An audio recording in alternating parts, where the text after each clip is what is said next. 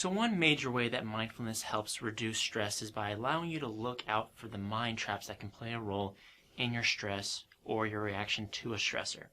Now, these mind traps are common mental habits that tend to make stress and pain in your life a lot worse. And once you're able to recognize these mind traps, it's going to be a lot easier to avoid them. When you start looking out for mind traps, you may only notice them once you've fallen into them. But with time and practice, you'll actually be able to catch yourself before you fall in. And eventually, you'll even be able to see these traps as you approach them. Maybe not every time, but often enough to make a big difference in your stress, well-being, and how you experience your life. But before we get deeper into the idea of your mind traps, we first need to talk about self-talk. Self-talk is, well, it's just that. It's the way you talk to yourself. But self-talk can also refer to your habitual or frequent style of thinking. Self-talk is typically your automatic style of thinking, and it influences everything from how you interpret events to how you react to situations. Unfortunately, this internal monologue of yours can often be pretty negative. It shouldn't be a surprise that each of us is our own worst critic.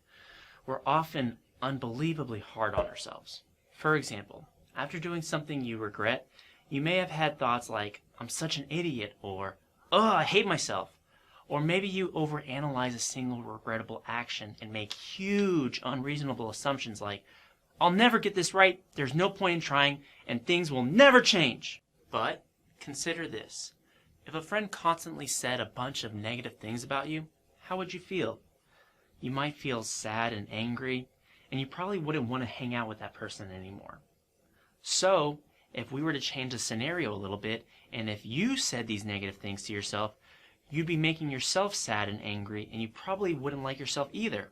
When you start to feel these negative feelings like stress, anxiety, or panic, it can be like wearing glasses that distort reality, making things look way worse than they actually are. And if you wear these reality-distorting glasses and perceive the world as scarier than it actually is, that's only going to make you feel even more stressed, anxious, and panicked. It becomes this endless, never-ending cycle. Let's take a look at some negative self-talk thoughts that a lot of folks have. Some common ones include, "I'm not good enough," or "nobody understands me," and even, "I'll never find a girlfriend." We've all had these thoughts, but entertaining these thoughts and buying into them can lead to increased stress, anxiety, and a depressed mood.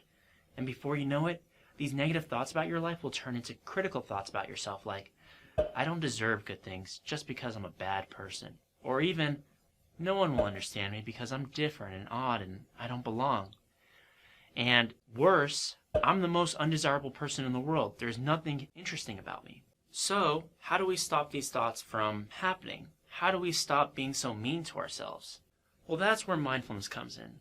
The beauty of mindfulness is that it can help you learn to look at your thoughts, including negative ones, as mental events rather than facts that you should engage with. And if we can start to become aware of these thoughts and see them as mental events, we can call out these negative thoughts as being untrue. And with more practice, over time you'll even learn to notice negative thoughts form in your mind, and you'll even notice when they start to disappear. To help illustrate this point, imagine sitting at the bank of a stream, relaxing, watching the little fish in the stream swim around. But as you continue to sit on the bank, admiring these little fish, you see a bunch of leaves on the surface of the water floating closer and closer to you, making it hard to see the little fish. Now, to see those little fish again, you could jump into the water and try to grab the leaves one by one, but then you'd get all wet and you'd scare the fish away. Alternatively, you could just continue to sit on the bank, acknowledging the leaves as they come and eventually float away.